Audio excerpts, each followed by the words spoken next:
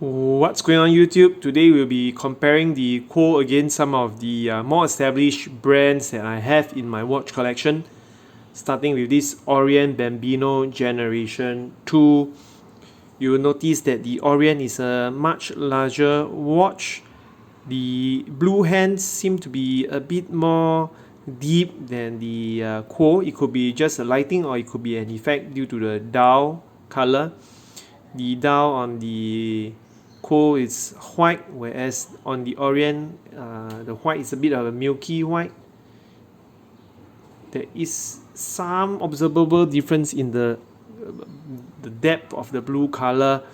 I have to say that I've mentioned it before that the Bambino comes on the 21mm strap, making it very making strap changes a bit more difficult. Not impossible, but a bit more difficult as the even sizes is the common one. I think the KUOE has a 18mm strap, very accessible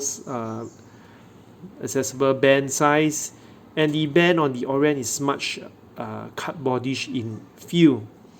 The Orient also has got a date window, so that's not something I actually would be looking for in a dress watch, or it makes it look less clean.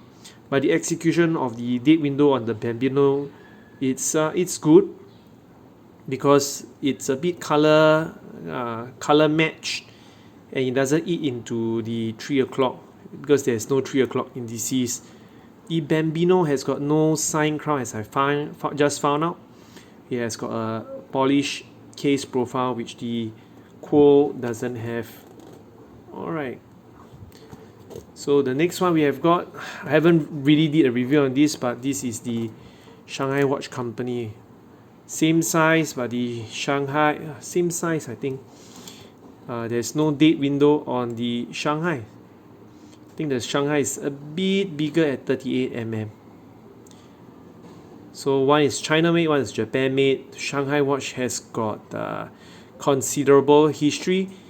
The movement on the right is a hand wind movement that doesn't hack. The Shanghai logo is applied. Again, you see the importance of a good logo and good font. It is something that new watch brands should learn. Even for Shanghai, even though it is a Chinese character, it is created the two lines of text, Shanghai on top and Shanghai in English at the bottom, creates a triangle look. For KUOE, it creates an inverse triangle that points into the watch. For Shanghai, there's some level of symmetry. Two lines of text at the 6 o'clock position for 19 joules, shock resistance. I haven't really reviewed the Shanghai watch. I was thinking of doing something about Chinese watches. Here is the case back. I haven't had the need to remove the sticker at the back. 18mm as well. So these are comparable watch. And something that maybe I forgot to look at was the buckle. So for the Shanghai, we have got the sign buckle. Likewise for KUOE, it is also a sign buckle. This is the Orient also has got a sign buckle, by the way. So different. So you can see this. I think this is a 1970s design for KUOE. For Shanghai. For KUOE, it is inspired. And finally, we go to different price point altogether. Something with a lot of heritage. That is the heritage flagship from Longines. The handset very sharp, and there's some lume. Where it's different is that it has got a very flat crystal. I believe this is a sapphire crystal. The color of the dial, the cream color on the dial for Longines makes it look more classic than the KUOE. We've got a small second, the sub dial for the Longines as well, and it's really very well made, the heritage flagship. The date window, again, nice execution on the date window, although I mean we could live without the date window. Two lines of text sandwiched by sandwiching the Longines logo, the applied Longines logo that draws attention into the dial. There is some lume. So of the four watches here, the Longines has a sliver of lume. solid case back, and this uses solid case back with the flagship painted on as an enamelly painted.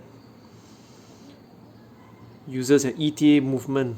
I'm not sure which caliber. It has got an ETA movement as it's part of the Swatch group. So there you go. We have got 4 watches here, 3 of them to compare against the new purchase, the KUOE. So just food for thought. When buying vintage inspired watches, you know,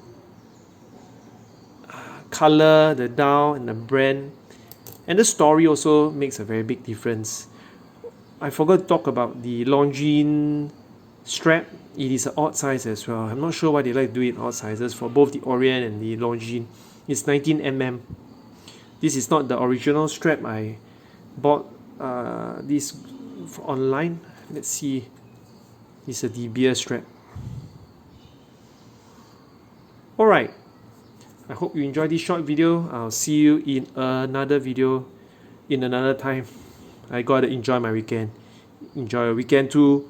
Cheers.